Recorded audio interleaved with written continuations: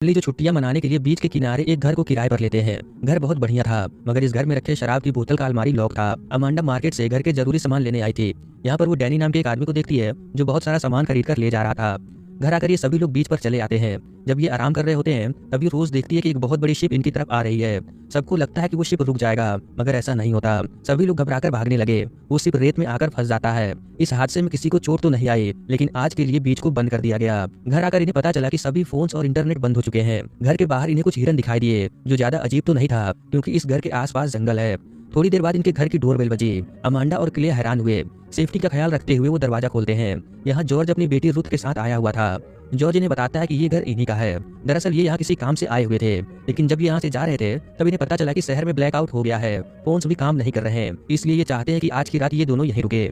Amanda को इस आदमी पर विश्वास नहीं होता क्योंकि इनकी बातें सिर्फ ईमेल पर हुआ था। जॉर्ज कहता है आप लोगों को परेशान होने की जरूरत नहीं, हम बेसमेंट में रह लेंगे। इसके बदले में मैं आपको 50% का डिस्काउंट दूंगा। जॉर्ज तुरंत उस अलमारी को खोलकर जो लॉक था इन्हें 50% पैसा वापस कर देता है।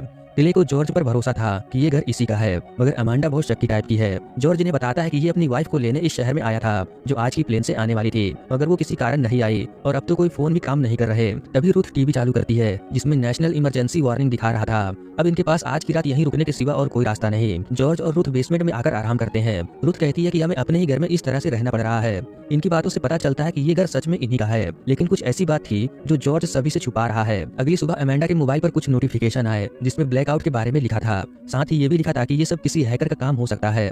ये मैसेज वो अपने पति को दिखाती है, लेकिन तभी वो सारे मैसेज गायब हो गए। आखिर हो क्या रहा है ये सब पता करने के लिए वो शहर की तरफ जाने लगता है ताकि वहाँ के न्यूज़पेपर से इसे कुछ पता चल सके। लेकिन तभी वो रास्ता भटक जाता है क्योंकि इसके गाड़ी का जीपीएस भी काम नहीं कर रहा था। वो गाड़ी से बाहर निकलकर याद करने लगता है कि इसे किस तरफ जाना है। तभी गाड़ी के अंदर रेडियो पर कुछ सेकंड के लिए एक मैसेज सुनाई दिया जिसमें बताया जा रहा था कि ये सब साइबर अटैक हो सकता है। जॉय को नेटवर्क न मिलने पर वो फिर से गाड़ी चलाने लगता है। तभी इसे रास्ते में एक औरत मिली जो इससे हेल्प मांग रही थी, लेकिन वो स्पेनिश में बात कर रही थी, इसलिए जॉय को कुछ भी समझ नहीं आता। ये उसे इग्नोर करके आगे बढ़ता है। तभी वो देखता है कि एक बहुत बड़ा ड्रोन लाल कलर का धुआं उड़ा रहा है। ये स्पीड बढ़ाकर उस धुएं से गाड़ी निकालता है। तब इसे पता चलता है कि वो धुआं नहीं बल्कि लाल कलर की पर्चियां हैं। इस तरफ जॉर्ज अपने पड़ोसी के घर आया हुआ था। वो अपनी वाइफ को कई बार मैसेज कर चुका है, लेकिन कोई सिग्नल ही नहीं तो मैसेज कैसे जाएगा। इसका पड़ोसी घर पर नहीं, सारा सामान बिखरा हुआ था। जॉर्ज अपने दोस्त का सैटेलाइट फोन इस्तेमाल करता है, लेकिन वो भी बंद हो चुका था, जो बिल्कुल इम्पॉसिबल है। तभी इसे कुछ आवाज सुनाई दिया। पास जाकर देखने पर इसे पता चला कि यहाँ पर प्लेन क्रैश हुआ है और सारे लोग मारे गए।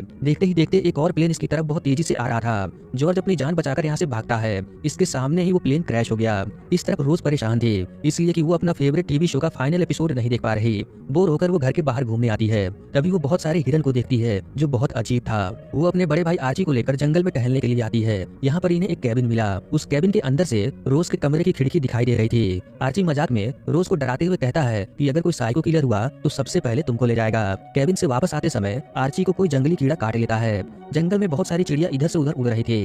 ये सब देखकर हमें ऐसा लगता है कि जरूर कुछ बहुत बड़ा होने वाला है, लेकिन वो क्या है हमें आगे पता चलेगा। थोड़ी देर बाद जॉर्ज घर पहुंचा। अमांडा पूछती है कि बाहर क्या हो रहा है। जॉर्ज इन्हें बता ही रहा होता है कि तभी जोरदार धमाके की आवाज सुनाई दिया। उसके बाद एक बहुत तेज और अजीब सा आवाज लगातार सुनाई देने लगा। घर के शीशे भी क्रैक हो गए। अमांडा अपने बच्चों को ढूंढने के लिए घर के बाहर आई, लेकिन आवाज इतना ज्यादा था कि वो चल भी नहीं पा रही थी। अचानक वो आवाज बंद हो गई। सभी लोग बेहोश होते होते रह गए। वो जॉर्ज को बताती है कि इसके मोबाइल पर मैसेज आया था कि ये किसी हैकर का काम है। क्या वो इस बारे में कुछ जानता है? तभी क्ले भी घर आ जाता है। ये उस लाल पर्ची को इन लोगों को दिखाता है जो इससे रास्ते में मिला, लेकिन उस पर जो भाषा लिखी थी वो किसी को समझ नहीं आता। आर्ची कहता है मुझे ये तो नहीं पता कि ये क्या लिखा है, लेकिन इस पर जो निशान बना है उसका मतलब मौत होता है।